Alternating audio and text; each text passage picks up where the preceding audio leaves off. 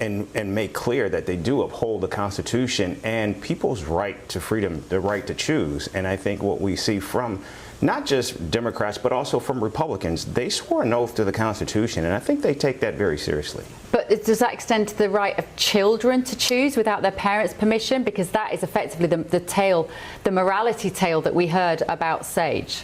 Well, I do believe that this comes down to ideology. Certainly, we know that Democrats may not completely agree with what Republicans do on this issue, but still, I don't think they would actually support the idea of some level of imprisonment of a child by their parents, especially when it comes to transitioning. So I don't necessarily adhere to that, but I do believe also we have to remember what plays out, particularly in that chamber, can and oftentimes is performative. And we have to remember, right now, the Democrats, they are an opposition party. And even through that performance, they are making a political statement.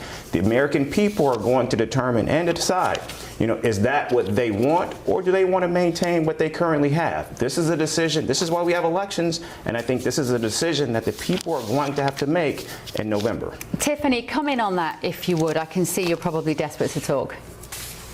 Well, I would love Eric to tell me what a woman is. Can you define what is a woman? Because it doesn't sound like it. I mean, to be frank, this is a non-starter issue. Most of America agrees that boys are boys and girls are girls. And the issue of transgenderism is a losing one. It's, again, a huge party platform. This is why we won in 2024.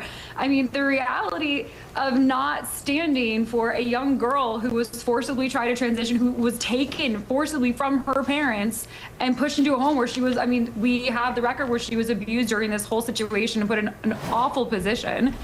There is no world in which you can defend that. And I'm sorry, but, not to offend anyone out there, but you have to be able to define a woman if you're going to be a part of this conversation. And as a woman and as someone that's surrounded by children who loves kids, it is a horrible situation. This isn't performative. This isn't theater. She's not an actress. This is a child that was abused due to Democrat policies that pushed the transgender issue onto children, and they did it through the school system. They did it through social workers, and it was evil. And thank God President Trump is putting an end to it. Eric, do you want to respond to that?